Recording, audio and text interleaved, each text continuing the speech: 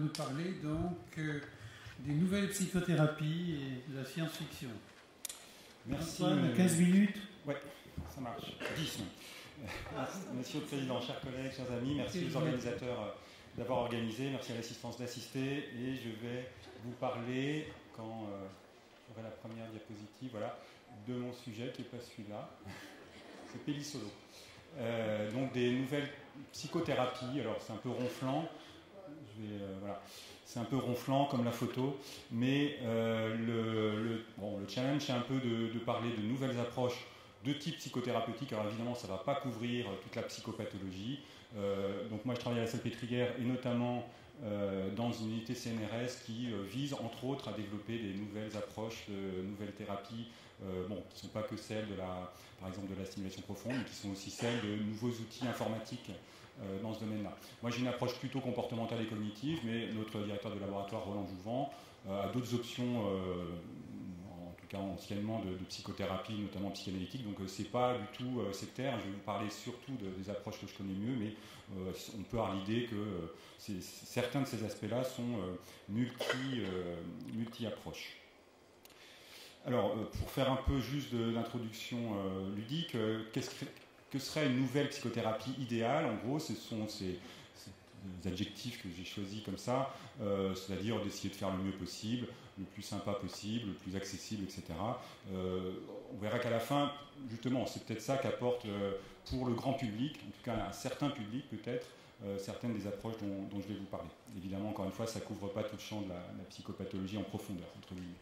Alors, dans ce qui est nouveau, j'ai essayé de prendre, en tout cas, c'est peut-être un peu partiel ou partial, mais des choses récentes, en tout cas, dans les techniques un peu modernes, de nouvelles thérapies, là, en l'occurrence, quand même beaucoup développées à partir des thérapies comportementales et cognitives. Vous connaissez sûrement la plupart de ces méthodes-là, qui sont plutôt des méthodes brèves, plutôt concrètement ciblées sur certains comportements ou certains troubles, avec l'avantage souvent de donner lieu à des essais d'efficacité, un peu comme on l'a vu pour d'autres techniques. Par exemple, sur le MDR, je crois qu'en tout cas à une époque, c'était la méthode la plus étudiée au plan des essais thérapeutiques contrôlés, alors que c'était une méthode très récente. Alors, des essais qui sont toujours critiquables et pas forcément suffisants pour démontrer les choses, mais enfin qui font vraiment l'objet d'une approche scientifique quasiment inhérente à la méthode elle-même, comme un peu les TCC d'ailleurs anciennement. Alors, je vais prendre juste un exemple, peut-être un des derniers, parce que le plus à la mode en ce moment, qui est celle de la des TCC de troisième vague, qui comporte notamment les techniques de méditation de pleine conscience, parce qu'on en parle beaucoup et parce que ces méthodes revendiquent aussi une certaine je dirais, validité au niveau de démonstration. Alors en gros, il y a des études, c'est ça que j'ai essayé de voir dans la littérature la plus récente, il y a des études très intéressantes, notamment celle-là, j'ai pris la dernière de Zindel Segal qui a été publiée dans les Archives of General Psychiatry, qui était quand même un garant de qualité méthodologique. Bon, je vais passer rapidement parce qu'en fait, c'est difficile à analyser. La méthode est robuste, mais les résultats sont relativement fragiles. Alors, on peut en tirer des résultats positifs, mais clairement, si on regarde dans le détail, c'est pas si démonstratif que ça. Donc, il faut prendre avec un peu de précaution toutes les mises en avant comme ça d'efficacité démontrée.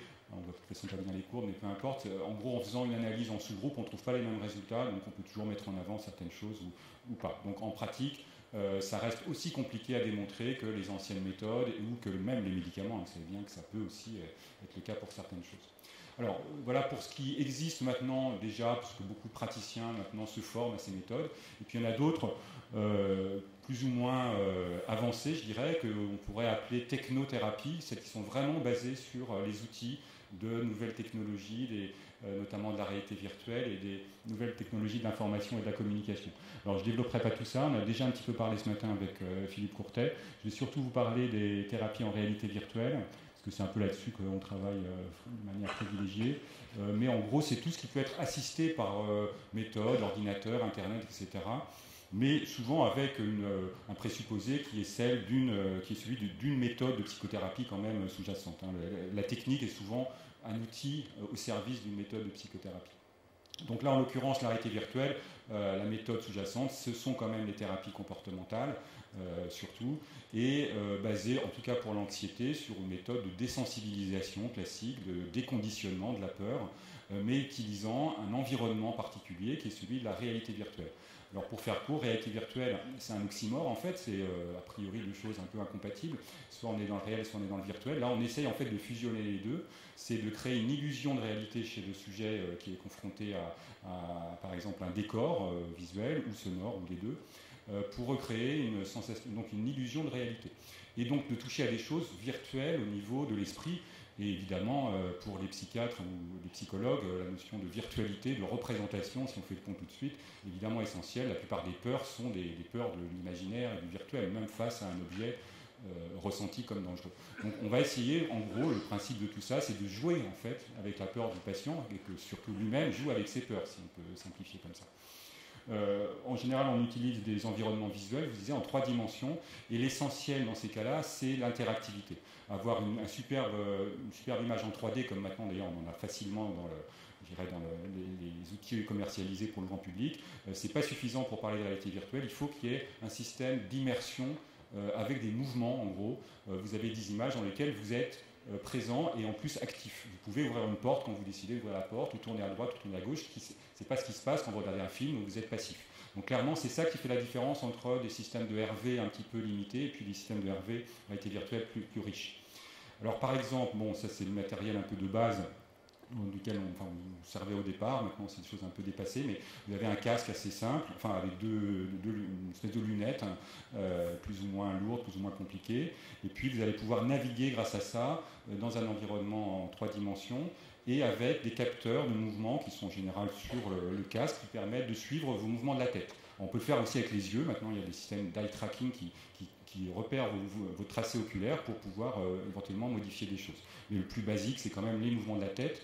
Et donc maintenant des systèmes plus ou moins complexes, plus ou moins accessibles, parce que je vais vous parler tout de suite, c'est souvent la question qu'on a à la fin, comme ça je vais la régler tout de suite, du prix, parce que c'est extrêmement variable. Alors là, pour faire vraiment les extrêmes, vous avez le moins cher qui est même d'ailleurs sûrement maintenant en dessous de 1 500 € pour des lunettes un peu minimales, et puis ça va jusqu'à 1000 fois plus, enfin 1 500 000 € pour probablement la technique la plus immersive possible. C'est ce qu'on appelle les caves, c'est une espèce de voûte d'immersion. Vous avez des écrans en fait tout autour de vous et vous êtes en fait présent dans un lieu avec des lunettes qui permettent de rendre le 3D vraiment dans l'immersion la plus complète. Évidemment, c'est ça qui coûte le plus cher parce qu'il y a des matériaux et des logiciels très, très élaborés. Donc heureusement, on peut faire sans ça. Pour l'instant, il n'y a que quelques centres d'hyper-recherche qui peuvent se payer, donc on peut faire sans, avec des méthodes un petit peu plus rudimentaires, mais qui vont être limitantes pour certaines choses. Alors le principe, c'est vraiment l'exposition, la désensibilisation progressive. En pratique de TCC, on sait bien que c'est la méthode essentielle pour les phobies, mais qu'on doit répondre à des règles très précises pour que ça fonctionne bien. Les règles, je les ai rappelées ici pour faire simple. Il faut que ça soit progressif, il faut que ça soit durable, répété, et puis que le sujet soit vraiment immergé. On peut dire là aussi pleine conscience, c'est-à-dire qu'il ait conscience de ce qui se passe. Et ce n'est pas toujours facile à réaliser. En gros, on peut le faire soit en imagination, il y a une méthode de TCC fonctionnait évidemment en imagination aussi, mais avec des sujets qui sont parfois mauvais imageurs, comme on dit. Mais c'est une méthode un tout petit peu plus facile pour les patients, il y a des avantages, des inconvénients. Et alors que la vraie exposition, comme on dit maintenant, in vivo, est probablement la plus efficace, mais pas toujours très facile. Donc en gros, le principe des TRV pour les phobies, par exemple, c'est d'essayer d'avoir les avantages des deux méthodes sans les inconvénients, c'est-à-dire de pouvoir immerger les sujets sans avoir besoin du contexte réel de la situation, mais dans des conditions, je dirais, contrôlables, modulables, accessibles facilement. Alors, avec pas mal d'avantages théoriquement, théorique, tout ça, c'est pouvoir faire plus de choses qu'en exposition in vivo. Je souligne par exemple juste l'aspect injonction paradoxale. Alors ça, par exemple, les auteurs qui citent ça dans les techniques possibles, vous pouvez par exemple dire au sujet de se jeter dans le vide alors qu'il est au-dessus d'une falaise. In vivo, je ne l'ai jamais fait parce que là, j'ai pas, mon assurance ne me le permet pas, mais voilà, c'est des choses qu'on peut faire. Voilà. On va voir pourquoi après, mais qu'on peut faire en réalité virtuelle. Il y a une composante, alors je ne sais pas que pour l'anecdote, mais parce que cette composante motrice et spatiale est vraiment fondamentale pour les phobies qu'on traite, parce qu'il y a cet aspect de contrôle moteur. C'est-à-dire que vous allez agir sur l'environnement et avoir des boucles, perception-action, pour certains modèles qu'on connaît bien en neurophysiologie, qui sont activés et qui vont probablement modifier des aspects émotionnels sous-jacents. Bon, autre intérêt, là encore anecdotique, mais j'aime bien les citations de Stéphane Bouchard, il y a un laboratoire de cyberpsychologie au Québec, qui dit l'avantage pour les phobies des animaux, c'est que vous n'avez pas d'animaux à entretenir et vous ne risquez pas de vous faire mordre par le chien, les nourrir, etc. Et puis ça coûte moins cher, vous n'avez pas d'avion à entretenir non plus. Enfin, c'est des avantages pratiques non négligeables. Alors, et puis je ne vous ai pas obligé non plus de simuler trop parce que c'est fatigant et c'est pas toujours très propre. Alors là, j'ai juste rappelé, enfin, c'est décrire rapidement. En gros, pour ceux qui ont l'habitude des TCC, c'est assez congruent, c'est-à-dire qu'il y a des étapes, il faut évaluer, il faut se mettre en situation, et puis il faut donner un planning. Donc tout ça, c'est construit un peu comme des séances de TCC, avec des contraintes qui sont celles de l'habituation. Il faut s'habituer au matériel, d'une certaine manière. Il peut y avoir des petits effets secondaires, donc on en tient compte. Mais on est quand même dans une démarche tout à fait classique de TCC. Je ne vais pas du tout lister l'ensemble, notamment des études. Il y en a pas mal, qui ne sont jamais non plus hyper robustes, hein, évidemment. C'est souvent des petits effectifs, mais enfin, qui couvrent un champ assez large. Les indications principales, c'était notamment la peur de l'avion, la viophobie, la peur des hauteurs, l'acrophobie, et puis de certains animaux, donc à nouveau les araignées par exemple. Et puis des choses un peu plus complexes, et là donc pas forcément aussi avancées, pour les phobies sociales, les états de stress post-traumatique, il y en a pas mal quand même, parce que les Américains ont beaucoup travaillé sur leurs anciens combattants. Et puis l'agoraphobie, c'est aussi pas simple, hein, parce que c'est des éléments plus compliqués d'évaluation.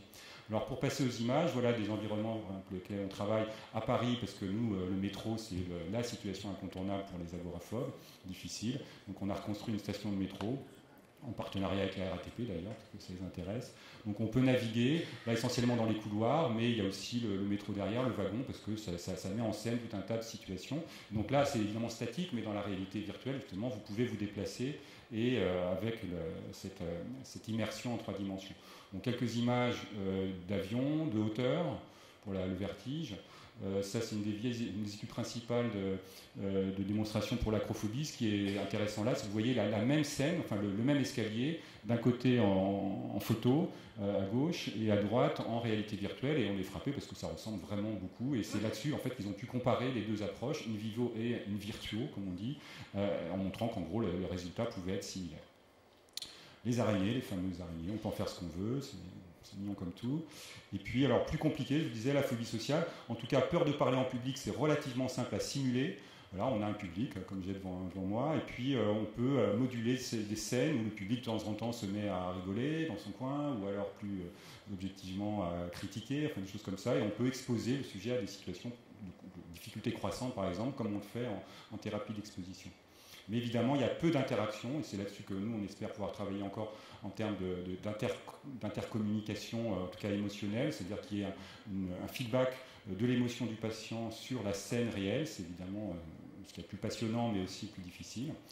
Je vous parlais du stress post-traumatique. Bon, je vous fais juste défiler les images. Et ça, c'est une étude contrôlée qu'on a pu faire récemment avec Jean Cotreau et notamment Alain Berthoz au Collège de France pour avoir des environnements assez multiples pour l'agoraphobie, qui montre qu'en gros, les deux méthodes, TCC et TRV, donnent des résultats similaires. Il y a une problématique qui intéresse bien Roland Jouvin, qui est celle de la peur de tomber, donc autour de la marche, notamment chez les sujets âgés ou les troubles neurologiques. Donc il y a une forme de remédiation de la marche en plus de la remédiation de la peur, enfin de la désensibilisation de la peur. Donc c'est une des indications probablement intéressantes. Et puis il y a des outils maintenant qui sont ceux de la réalité augmentée. Bon, je ne vais pas détailler, mais c'est en fait quelque chose qui pourrait être un peu plus souple. Parce que sinon, vous voyez, il faut à chaque fois créer un logiciel spécial pour les situations. Là, la réalité augmentée, ça consiste à incruster, si on veut, un objet virtuel dans une scène qui existe vraiment, donc à partir d'une image vidéo, et de pouvoir, par exemple, comme ça, aller plus directement au domicile du patient, parce que souvent, par exemple, dans les TOC, je pense que ça peut être un exemple pour l'avenir, de pouvoir faire une thérapie appliquée vraiment à l'endroit qui pose problème. Souvent, les problèmes se posent à la maison pour toucher les choses, pour pouvoir s'attaquer aux problèmes de ménage, de toilette, etc. Donc ça peut être un outil comme ça de transition intéressant. Alors il y a des avantages mais aussi des limites. Il n'est pas toujours facile de créer vraiment la sensation d'immersion. Il y a des personnes comme celles qui n'ont pas une forte imagination, d'autres qui n'ont pas une forte présence dans un environnement comme ça virtuel. Et donc on peut penser que dans ce cas-là, c'est pas tout à fait démontré, mais que ça marche moins bien. On n'a pas toujours une certitude que ça va se transférer à la réalité, in vivo. Il y a des inconvénients comme les cybermalaises, c'est en fait le mal du transport un peu transposé à ce niveau-là, parce qu'il y a toujours des petits décalages, parce que la tête qui tourne, etc. Donc on fait des séances pas trop longues et on essaye de surveiller cet aspect-là. Et puis réellement, au plan pratique, c'est les difficultés techniques, technologiques. Les appareils, certains coûtent cher, et puis surtout, il y a une maintenance compliquée, donc on ne peut pas faire ça, enfin très peu arrivent à le faire de manière comme ça, simple, isolée, dans un cabinet par exemple. Voilà, alors je ne sais pas si il me reste du temps, parce que si j'ai 2 minutes, j'ai un deuxième thème, mais qui sera plus rapide, qui est celui des e-thérapies. Là, vous voyez, donc c'est un autre principe, c'est celui de la thérapie à distance. J'avais déjà l'avatar qui avait... la thérapie à distance, c'est celle de la thérapie de type TCC, comme on le disait ce matin, mais à distance, alors soit automatisée. Il y a des processus très automatisés, ça souvent c'est les anglo-saxons qui ont développé ça il y a assez longtemps, par exemple par téléphone, où vous pouvez très bien avoir des réponses automatiques en fonction de, par exemple, des retours que vous allez faire. C'est le principe du self-help, du fait de se traiter soi-même, et avec quelque chose qui augmente l'effet éventuellement, notamment du renforcement. Avec des intérêts pratiques évidents, des intérêts aussi de confidentialité, c'est-à-dire qu'évidemment dans ces cas-là, les patients peut-être moins l'impression de devoir parler d'eux à l'extérieur, etc. Il y a maintenant pas mal d'études publiées sur l'efficacité de ces méthodes, là aussi toujours relatif, dans pas mal de troubles anxieux notamment, c'est cela que j'ai mis en avant, mais aussi dans la dépression, pour en gros montrer que, comme Philippe le montrait tout à l'heure, des interventions qui paraissent très simples au départ, enfin même très désincarnées et un peu rudimentaires, apportent quelque chose. On ne veut pas dire du tout que ça suffit et que ça va régler tous les problèmes, mais que ça apporte quelque chose. Et après, c'est au niveau médico-économique que ça peut s'évaluer. Il y a même des études publiées récemment, je pense une dans PLOS ONE, qui montre qu'on peut estimer le coût gagné grâce à ces méthodes par rapport aux dépenses occasionnées par le trouble lui-même. Alors j'ai repris, Philippe l'a cité ce matin, donc on se retrouve là, la méthode par exemple de sevrage tabagique. C'est pas une psychothérapie, on est d'accord, mais enfin c'est quelque chose qui aide qui va remplacer une méthode plus construite dans le cadre du sevrage tabagique. Alors moi je serais un peu moins optimiste qu'on peut le voir rapidement. Alors ça c'est un exemple, je crois qu'il avait montré tout à l'heure, le genre de SMS qu'on envoie au sujet pour augmenter en gros sa motivation. C'est le jour du sevrage, allez-y, vous pouvez y arriver, you can do it. Enfin il y a tout cet aspect de renforcement positif. Voilà, je prends quelques exemples, mais c'est en anglais. Et puis, alors les résultats, quand même, quand on regarde, c'est vrai que ça semble pertinent. C'est depuis dans le Lancet, il y a beaucoup de patients. Alors, par exemple, le sevrage à la 4e semaine, il est de près de 30% avec le texto et seulement 10% dans le groupe contrôle, donc c'est significatif. Mais quand on regarde ensuite à 6 mois, ça reste significatif, mais les taux sont quand même plus faibles. Et quand on regarde vraiment le dosage plasmatique, en tout cas dans la recherche urinaire de nicotine, on s'aperçoit qu'il y a quand même peu de sujets qui sont sevrés, 10%. Alors évidemment, c'est quand même plus que les 5% du groupe contrôle. Mais c'est un problème compliqué sur la tabagique, on le sait bien. Donc c'est pas la méthode miracle pour autant. C'est parmi les choses qui peuvent être évaluées. Et puis il y a quand même des effets secondaires, ils sont quand même sympas, ils ont regardé s'il y avait des inconvénients. Et ben oui, en fait non. Il n'y a pas plus d'accidents de voiture, puisque c'est quand même c'est très grave, et il n'y a pas plus de fractures ou de luxation du pouce chez les utilisateurs de SMS. Donc c'est amusant, je trouve, partie du volet tolérance de l'étude. Au total, ben non, je sais.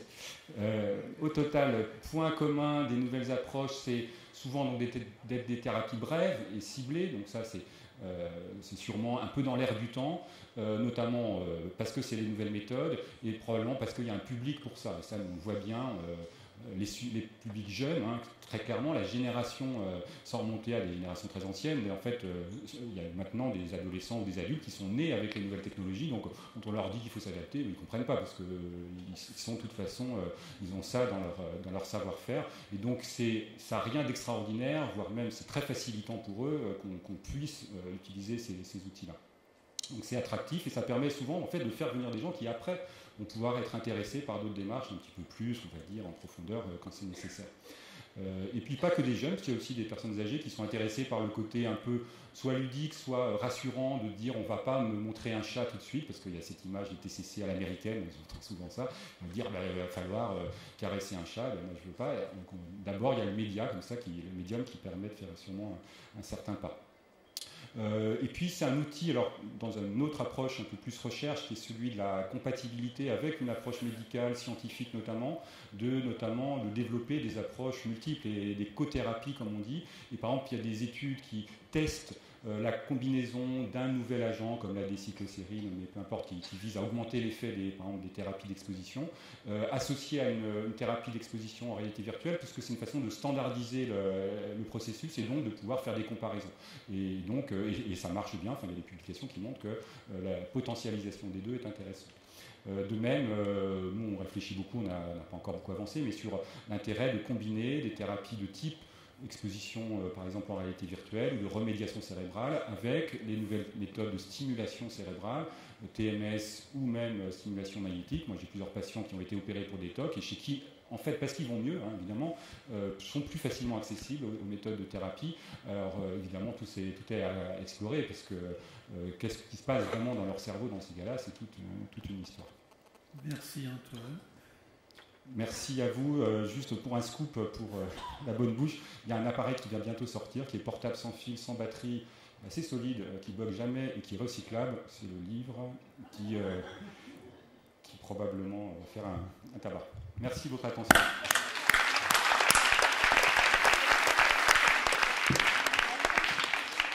Merci Antoine, vous êtes redoutable. Je ne vous connaissais pas de ce jour-là. Vous sortez vos photos de vacances pour manipuler le chairman et l'horloge. C'est virtuel. Quand il vous reste 33 secondes, bon, bien. Alors, on a quand même quelques minutes pour des questions, des commentaires à Antoine Pellissolo. Y a-t-il des questions sur ces techniques de thérapie à l'aide du virtuel? Oui, monsieur?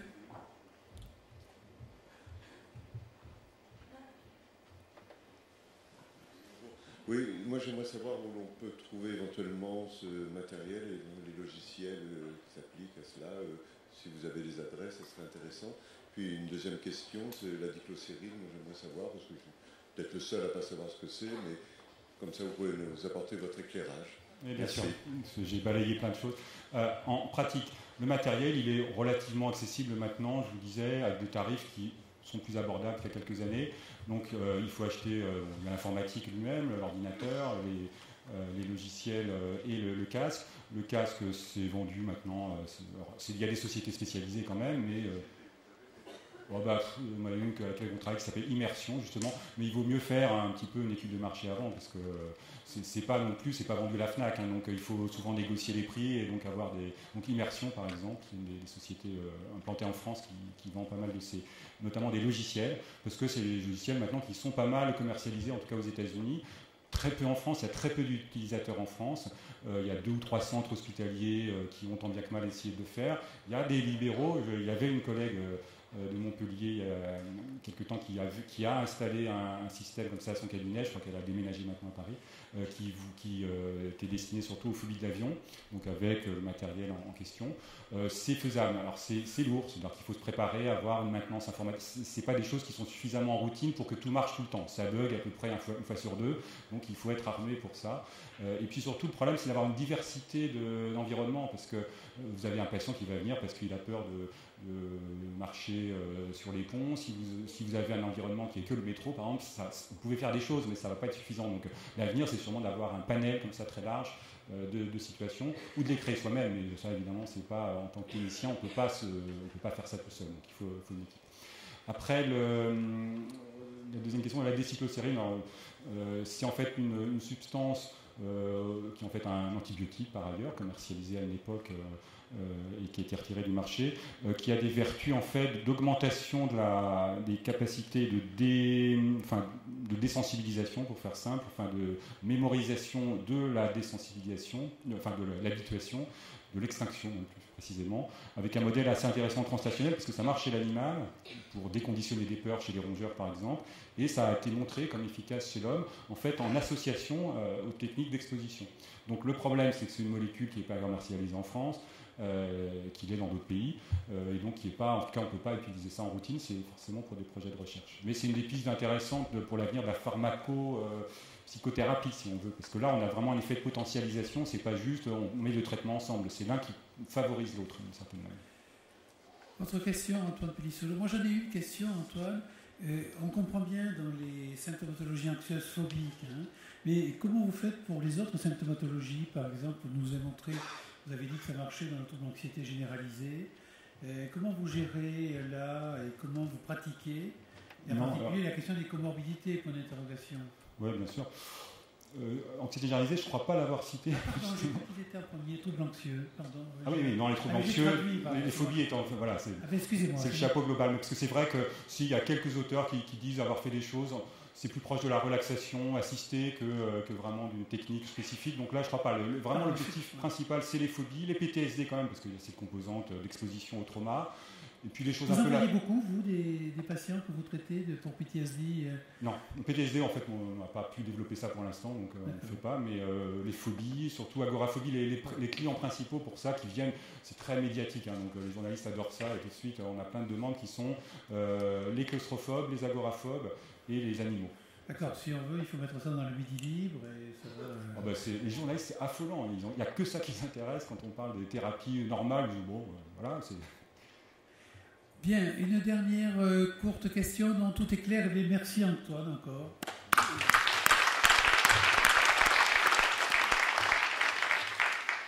Bien, maintenant Alain Gérard, qui est psychiatre libéral à Paris, va nous parler de sa gêne.